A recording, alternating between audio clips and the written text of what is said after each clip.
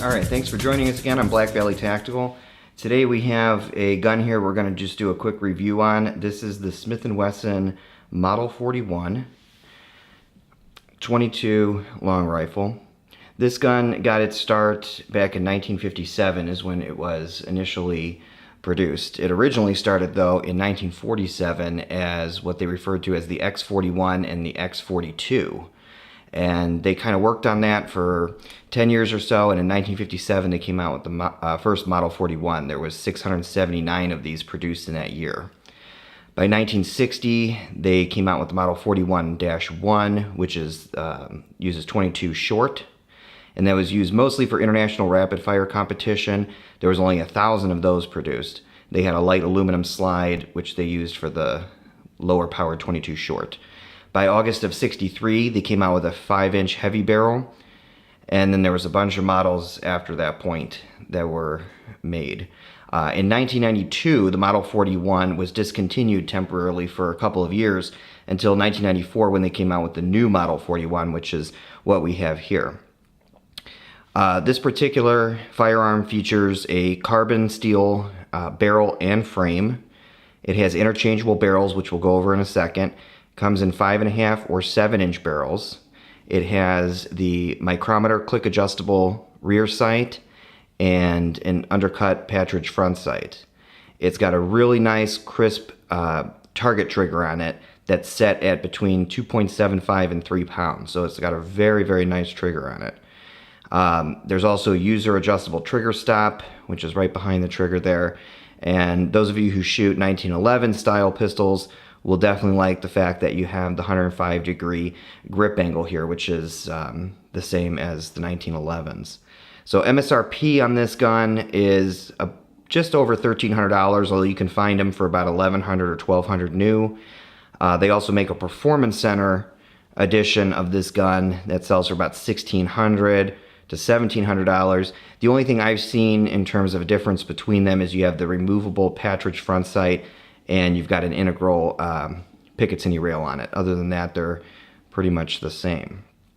So we're going to just take this gun down and just do a basic field strip just so you can kind of see how it comes apart, and then I'll just go over a couple things about it real quick.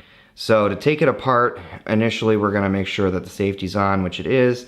Going to lock the slide to the rear, and then you're going to go ahead and pull down on the trigger guard like that, and that's going to allow the barrel to come up off the gun.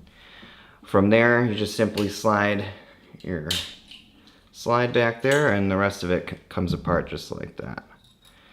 And these are all your pieces here. So it makes it really nice when you want to interchange the barrel, because you can just swap out this 7-inch barrel here and put a 5.5-inch barrel on. So in your slide here, you'll have your firing pin and your extractor. Yeah, so you got your firing pin and extractor there. And pretty easy to take down and clean, which is kind of nice. You also have these nice target grips on the gun. Cleaning it's pretty easy. We can take it down even further than this, but for basic cleaning, this is probably all you're really going to need. The only upgrade that I put on this particular gun was we put in the Valskarten extractor, which we have had literally no failure since putting that in. There wasn't a whole lot to begin with, but that definitely helped improve it. So putting the gun back together then is also pretty simple. We're just going to go ahead and kind of line everything back up again like so. Slide that, put it to the rear. Going to put our barrel back in, closed, and there we are. So pretty easy to take apart and put back together. Now, how does it shoot at the range? Let's take a look at some footage here. The nice thing about this gun is you can really rapid fire this really quickly and not get a whole lot of muzzle flip and really stay on target. Yeah, it's a .22 and that definitely helps, but if you just shoot a regular, Ruger, whatever, you're going to get more muzzle flip. It's going to be bouncing around a little bit more. So it definitely reduces that. Part of that is the barrel. Some people say the 5.5-inch barrel works even better because it's called a heavy barrel. I don't really notice the difference between the two. But it definitely stays on target, and you've got a nice crisp trigger on there as well. Now, we shot this rapid fire at, whatever it is, 7 yards or so, and had a really nice grouping. And we decided to take it out a little bit further because people were saying, you know, it's too close and this gun has capability of going out a lot further. So we took it out 75 feet at the very end of the range. Same thing, rapid fire, 50 rounds in 40 seconds with 4 reloads, and every round was on target. Most of them were in the blue there. And so that's definitely really nice for this particular gun.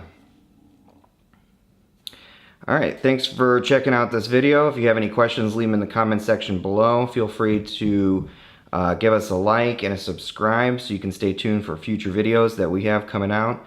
And thanks again for watching our Smith Wesson Model 41 review on Black Valley Tactical.